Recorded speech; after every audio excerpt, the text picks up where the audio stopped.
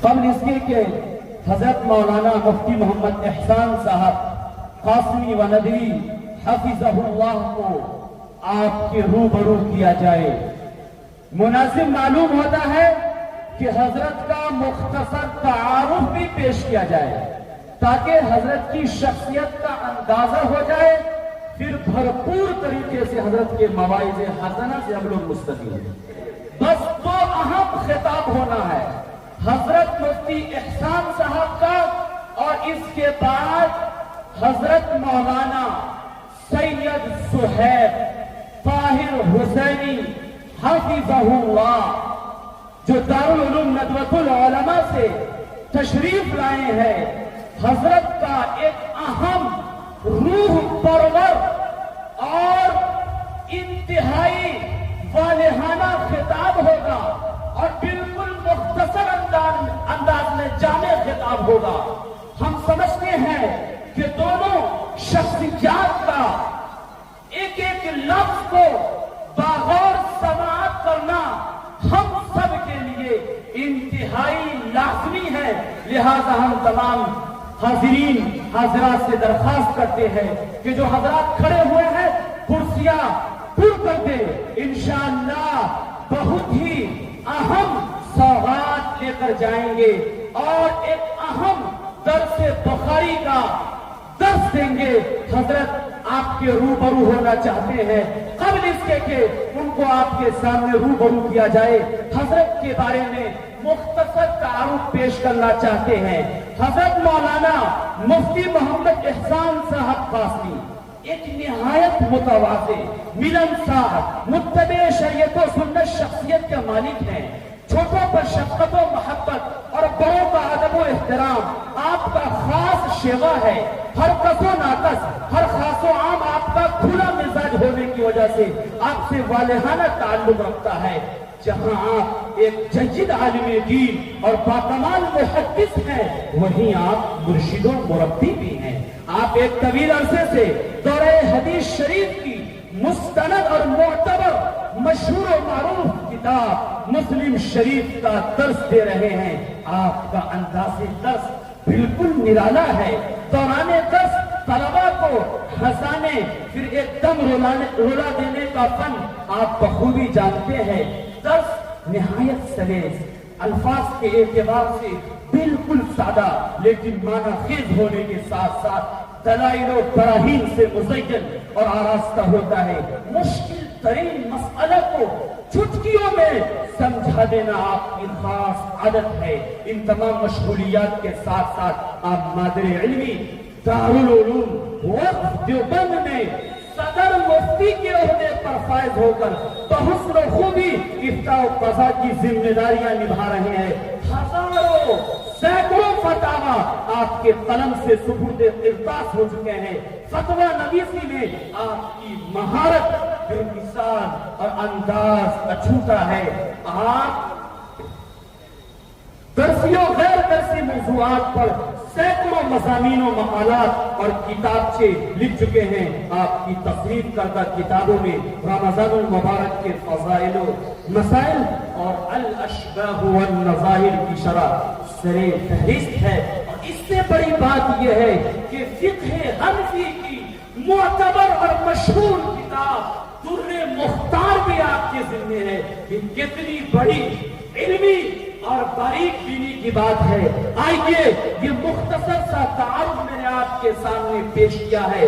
ہم حضرت کا تہہ دل سے اپنی جانب سے بھی، اراکین کی جانب سے، باشندگان اسرار کی جانب سے بھی خیر مقدم کرتے ہیں اور ویلکم کہتے ہیں، مرحبا بکم کہتے ہیں۔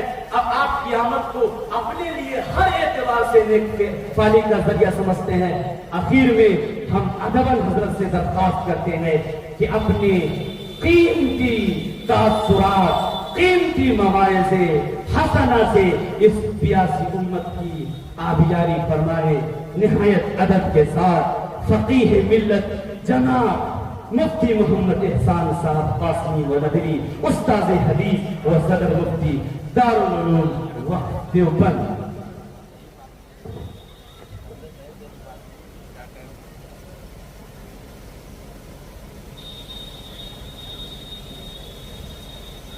وعلى آله وصحبه ومن تبعهم بإحسان إلى يوم الدين. أما بعد فأعوذ بالله من الشيطان الرجيم. بسم الله الرحمن الرحيم. هو الذي أرسل رسوله بالهدى ودين الحق ليظهره على الدين كله. وقال النبي صلى الله تعالى عليه وسلم: تركت فيكم أمرين لن تضلوا ما تمسكتم بهما کتاب اللہ و سنت نبیہ صلی اللہ تعالی علیہ وسلم.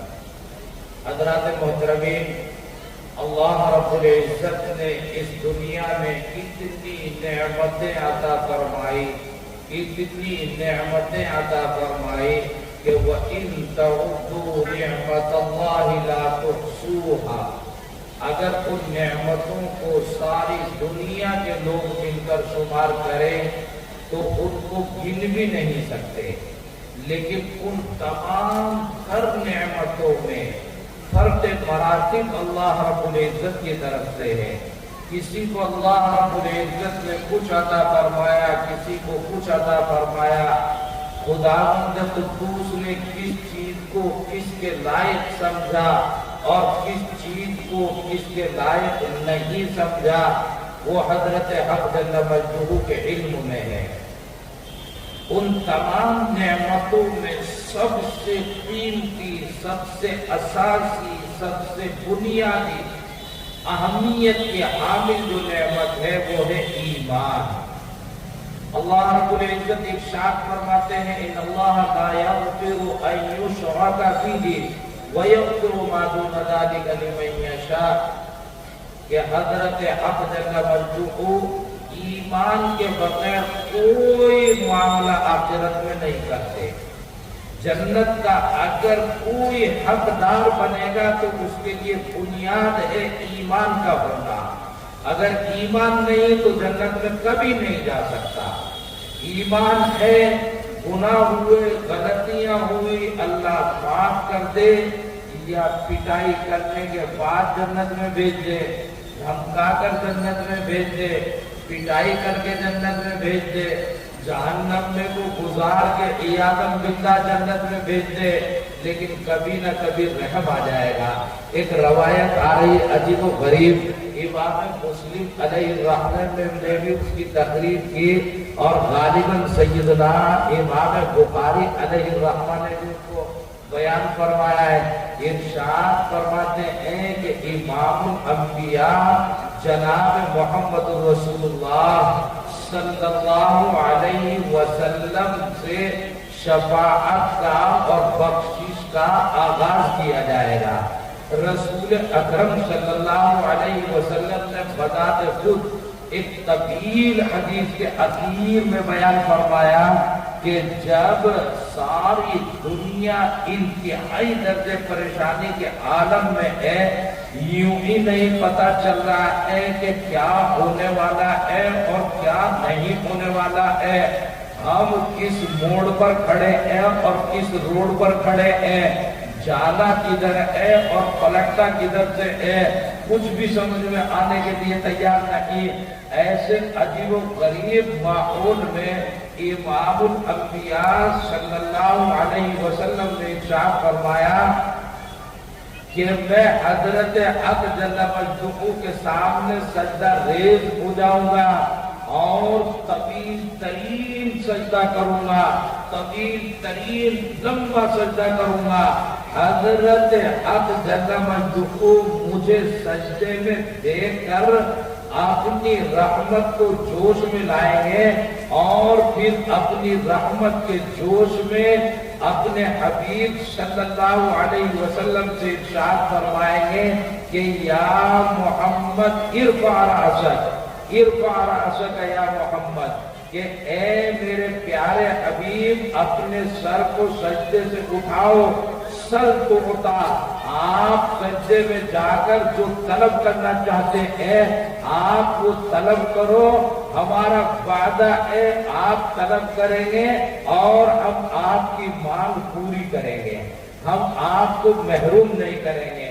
امام الانبیاء جناب محمد رسول اللہ صلی اللہ تعالی علیہ وسلم ہے۔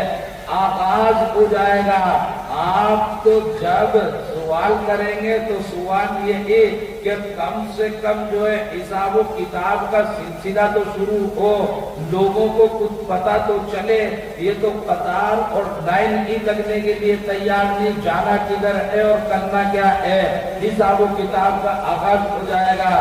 رسول اکرم صلی اللہ علیہ وسلم ہے، امام الانبیاء ہے، سر فہرست ہے، اولین درجے میں ہے۔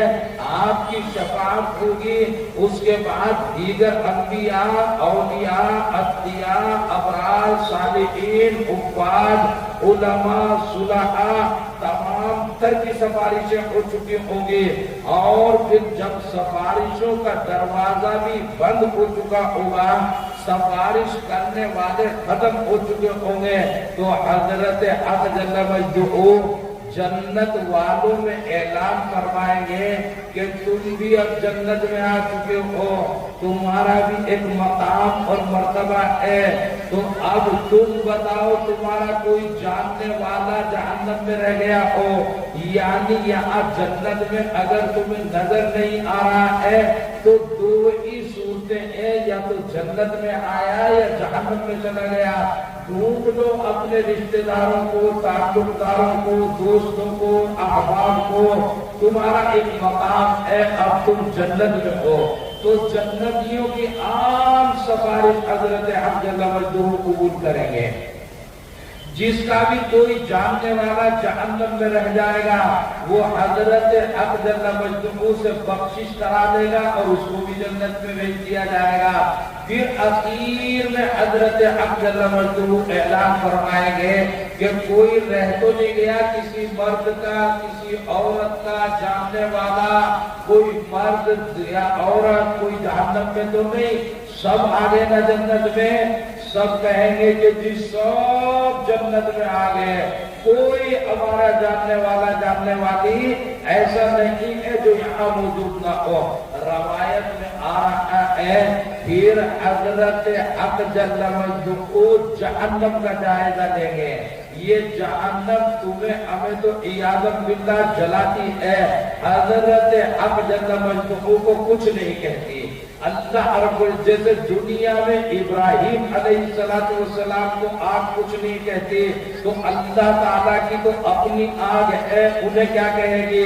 روایت میں آ رہا ہے کہ اللہ تعالیٰ جہنم میں ایک قدم رکھیں گے، وہ تمام جو ہے پناہ مانگنے لگے گی، پناہ مانگنے لگے گی۔ پھر حضرت حق جل مجدہ کو ایک بڑی تعداد لوگوں کی جہنم سے نکال کر جنت میں بھیجیں گے۔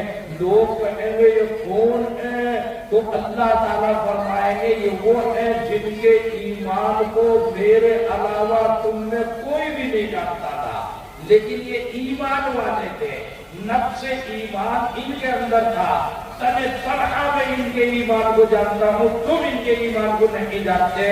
اس لیے ہر ایک مومن کی، ہر ایک ایمان والے کی بخشش کسی نہ کسی درجے میں ہو ہی جاتی ہے، لیکن اگر ایمان ہی نہیں ہے تو ایمان کے بغیر جنت کبھی بھی نہیں ہے۔ اس لیے بنیادی اور اساسی چیز ہے ایمان کا ہونا۔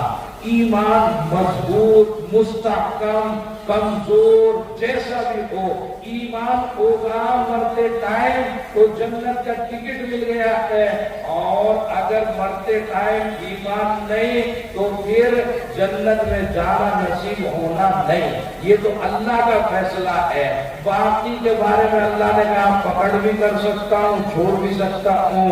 امید رکھو کہ اللہ تعالیٰ چھوڑ دے، اور ڈرو اس سے کہ کہیں اللہ تعالیٰ پکڑ نہ فرما لے۔ لیکن دونوں احتمالات ہیں، اور اس میں احتمال واحد ہے کہ اگر ایمان نہیں تو جنت میں جانا نصیب ہونا نہیں۔ ایمان سب سے بنیادی چیز ہے۔ جب ایمان مل گیا تو پھر وما ارسلنا من رسول الا لیطاع باذن اللہ، ایمان تقاضا اس کا کرتے، ایمان کسے کہتے ہیں؟ اپنے آپ کو اللہ کی مرضیات کے حوالے کر دینا۔ اب میری نہیں چلے گی، میرے اوپر آپ کی چلے گی۔ اگر میری میرے اوپر چلے تو بے ایمانی، اور اللہ کی میرے اوپر چلے تو ایمان ہے۔ میں جو چاہوں گا وہ نہیں ہوگا، جو اللہ چاہیں گے وہ ہوگا۔ لا الہ الا اللہ، اس کا ایک ہیڈنگ ہے، ایک عنوان ہے، اس کا پورا پھیلا ہوا ایک مفہوم ہے کہ اب ہمارا سارا معاملہ اللہ کے صلاتی و نسکی و محیایا و مماتی للہ رب العالمین۔ ہر کچھ ہمارا کام اللہ کے لیے ہوگا، ہمارا کام اپنے لیے نہیں ہوگا۔ اس کا نام ایمان ہے۔ تو ایمان چاہتا ہے اطاعت کو، کہ اللہ کی پیروی کی جائے، اللہ کے حکم کو مانا جائے، اللہ کے احکام کو پر عمل کیا جائے۔ اور وہ حکم کا ماننا کب ہوگا؟ جب پتہ ہوگا کہ حکم ہے کیا، کس طرح ہے۔ ظہر کے ٹائم ہمیں 3 رکعت پڑھنی ہے یا 5 رکعت پڑھنی ہے یا 2 پڑھنی ہے یا 4 پڑھنی ہے، جب پتہ ہی نہیں ہوگا، پھر نماز میں پڑھنا کیا ہے، کرنا کیا ہے، کیسے کیسے نماز ادا ہوتی ہے، کیسے روزہ ہوتا ہے، کیسے حج ہوتی ہے، کیسے زکات ہوتی ہے، کیسے لین دین ہوتا ہے، کیسے خرید و فروخت ہوتی ہے، کیسے بیع و شراء ہوتی ہے، کیسے استقراض اور قرض ہوتا ہے، کیسے اجارہ ہوتا ہے، کیسے بزنس ہوتی ہے، کیسے ایکسپورٹ ہوتا ہے، کیسے امپورٹ ہوتا ہے، وہ ساری چیزیں جب معلوم، جتنی معلوم ہوں گی اتنی پہ آدمی عمل کرے گا، اللہ کی مرضی کے مطابق اللہ کی اطاعت کرے گا، اللہ کی بات مانے گا۔ جب جانے گا تو مانے گا، اور جب جانے ہی گا نہیں تو کیا مانے گا؟ اسی جاننے کا نام جو ہے قرآن کریم ہے، اور رسول اکرم صلی اللہ علیہ وسلم کی حدیث ہے بالفاظ دیگر علم کا اصول، یعنی ایمان تقاضا کرتا ہے کہ علم کو حاصل کرو، قرآن کریم کو حاصل کرو، رسول اکرم صلی اللہ علیہ وسلم کی حدیثوں کو حاصل کرو۔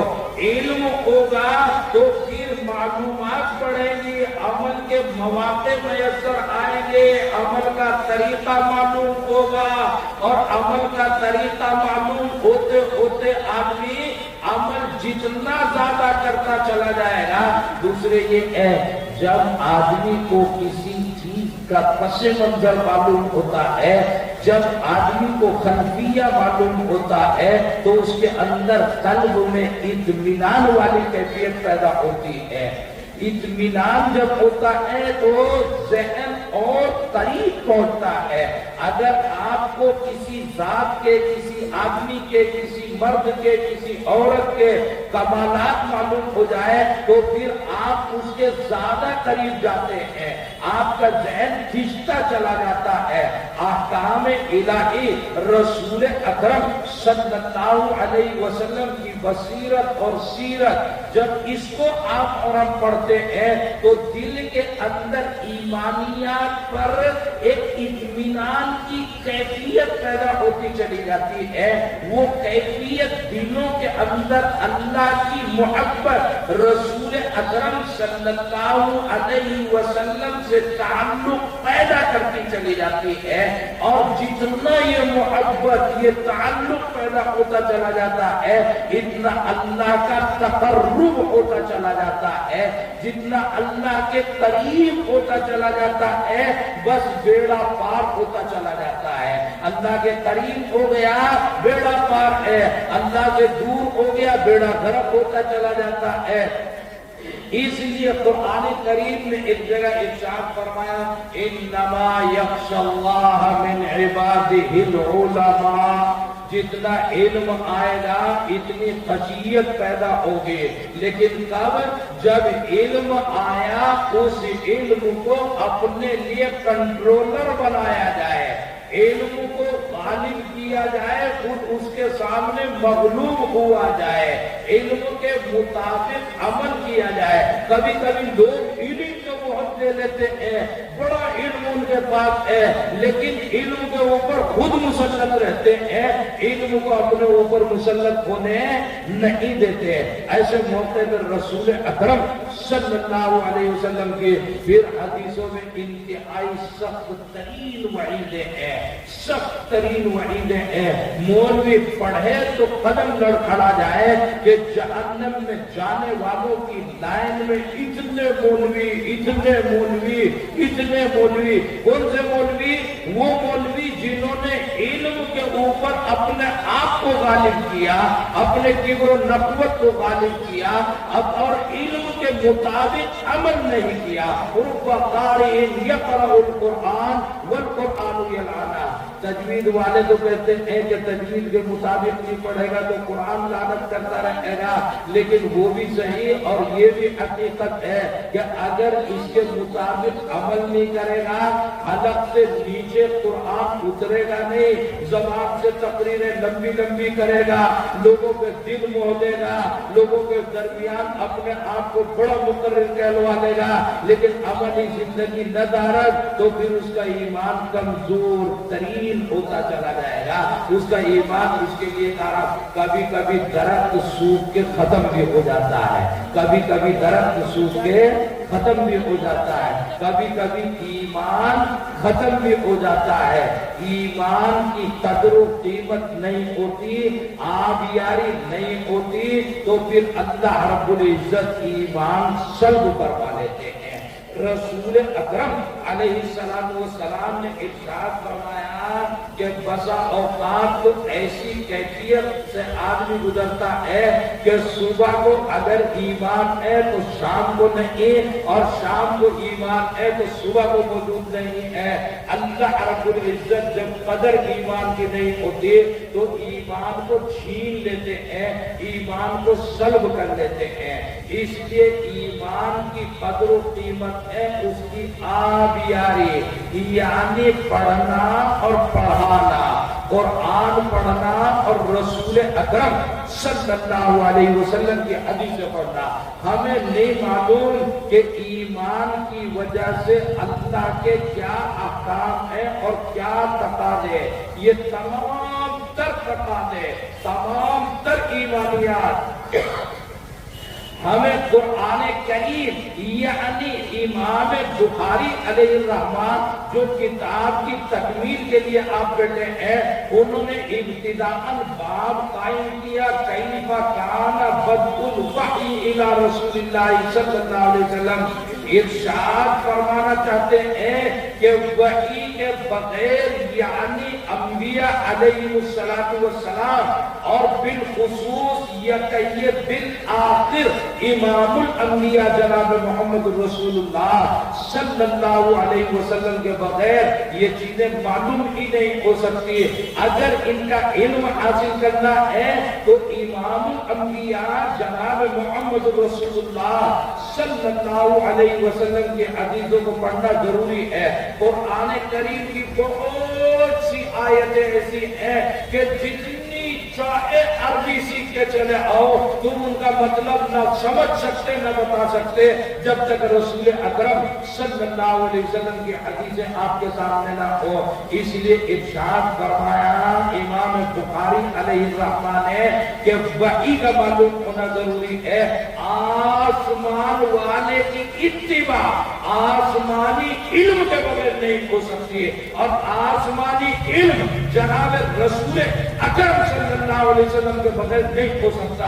اس لیے آؤ عہد کرو، بخاری کہتا ہے کہ عہد کرو کہ ہم آسمانی علم سے دستبردار کبھی نہیں ہوں گے۔ ہماری ابتدا ایمان کی جب بھی ہوگی تو آسمانی علم سے ہوگی، ہماری پہچان آسمانی علم ہوگا۔ آسمان جو کہہ رہا ہے ساری دھرتی کے لوگ، ساری دھرتی کے عقول وہ تمام ایک جگہ پر متفق ہو، اور آسمانی علم امام الانبیاء جناب محمد رسول اللہ صلی اللہ علیہ وسلم کا اشارہ دوسری طرف ہو۔ ہم رسول اکرم صلی اللہ علیہ علیہ وسلم کے اشارے سے حق برابر کوئی فیکٹ کرنے کے لیے تیار نہیں ہے. ہمارا ایمان یہ کہتا ہے، ہمیں کہے دنیا کہ یہ دقیانوس ہے، ہمیں کہے دنیا فنڈامنٹلسٹ ہے، ہمیں کہے دنیا یہ دیوانے ہیں، ان میں عقل نہیں ہے، یہ مدرسے والے ہیں، یہ ملا ہے، یہ دنیا کی تعلیم سے بیگانے ہیں، دنیا ہمیں کچھ بھی کہتی رہے، ہم لکیر کے فقیر ہیں. ہم لکیر کے فقیر ہونے کو اپنے لیے باعث امتیاز سمجھتے ہیں. ایک روز تو امام الانبیاء جناب محمد رسول اللہ صلی اللہ علیہ وسلم تشریف فرما ہے. صحابہ کچھ بیٹھے ہوئے چاروں طرف ہیں. رسول اکرم صلی اللہ علیہ وسلم لکیر کھینچ رہے ہیں، یوں انگلی سے مٹی پر زمین پر یوں لمبی لکیر کھینچی. اب صحابہ متوجہ ہوئے کہ رسول اکرم صلی اللہ علیہ وسلم کو جب کچھ لکھوانا ہوتا ہے تو کاتبوں کو بلاتے ہیں، ان سے لکھواتے ہیں. آج اپنی مبارک انگلی سے کیا لکھ رہے ہیں؟ رسول اکرم علیہ السلام نے لمبی لکیر کھینچی. پھر صحابہ متوجہ ہوئے تو پھر دائیں بائیں اس کے لکیریں کھینچنی شروع کر دی. لکیریں کھینچی، ادھر ادھر ادھر ادھر ادھر ادھر لکیریں کھینچی. اب رسول اکرم علیہ السلام کا مبارک ہاتھ یوں چل رہا ہے، یوں چل رہا ہے، یوں چل رہا ہے.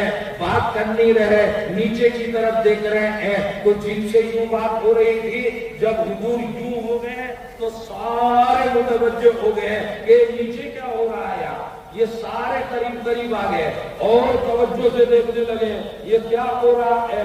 رسول اکرم صلی اللہ علیہ وسلم نے جب دیکھا سب متوجہ ہو گئے. ارشاد فرمایا، ان ھذا صراطی مستقیما فاتبعوہ. یہ جو سیدھی لکیر ہے یہ ایمانی راستہ ہے، سیدھے صراط مستقیم، سیدھا راستہ یہی ہے. اسی کو اللہ رب العزت نے سورہ فاتحہ میں آپ سے اور ہم سے اپنے سامنے دعا کرائی اور اس کا مطالبہ کرایا، اس کو ہدایت کا ذریعہ قرار دیا. فرمایا اہدنا الصراط المستقیم. ارشاد فرمایا ان ھذا صراطی مستقیما فاتبعوہ. اسی راستے پر چلتے رہنا. ولا تتبعوا السبل. اور یہ جو دائیں بائیں میں نے لکیریں کھینچی ہے ان راستوں پر نہ چلنا. فتفرق بکم عن سبیلی. ورنہ سیدھے راستے سے بھٹک جاؤ گے. یہ لکیر کھینچی امام الانبیاء جناب محمد رسول اللہ صلی اللہ علیہ وسلم نے. بس ہم اس لکیر کے فقیر ہیں، اسی لکیر پر چلنا ہے. ساری دنیا کی ترقیات اگر کسی لکیر میں مجمر ہے، دنیا کے ہے لکیر کے فقیر ہے. واقعتاً ہم اس لکیر کے فقیر ہیں. سمجھتی کیا ہے دنیا، سمجھتی کیا ہے دنیا عاشقان شاہ بطحا کو، سمجھتی کیا ہے دنیا عاشقان شاہ بطحا کو. یہ دیوانے وہ ہیں جن سے سبق لیتی ہے دانائی. اسے ساری دنیا دیوانہ بن ہے، مگر اس سے بڑی دانائی اور اس سے بڑی سمجھ کوئی نہیں ہو سکتی کہ اسی لکیر کو کبھی نہیں چھوڑنا. سیدنا امام بخاری علیہ الرحمہ ارشاد فرماتے ہیں کہ آپ اگر ایمان کو مضبوط رکھنا چاہتے ہیں تو ایمان کے تقاضے کیا ہیں، ایمان کے مطالبے کیا ہیں، ایمان پر عمل کیسے ہوگا، ایمان مضبوط کیسے ہوگا، ایمان مستحکم کیسے ہوگا. تو آپ کو یہ سب صورتیں وحی کے ذریعے معلوم ہو سکتی ہیں. اور وحی کے اندر کیا ہے، ایمان بھی ہے، ایمانیات بھی ہیں، عبادتیں بھی ہیں، اور پھر تمام سیاستوں کے ابواب ہیں، تجارتوں اور بزنس کے ابواب ہیں. تمام کو لیتے ہوئے سیدنا امام بخاری علیہ الرحمہ آخر میں آتے ہیں اور آخری روایت آپ کے سامنے آنے والی ہے. آخری روایت یہی ہے کہ ساری ایمانیات، سارے احکام، ساری تعلیم، سارے تعلق، سارا پڑھنا، سارا پڑھانا، سارے مدد سے ساری مدرسیت سب کا لبے لبا حاصل بہر سبحان اللہ و بحمدہ سبحان اللہ العظیم. تمہارے دل کی آواز ہو کہ حضرت حق جل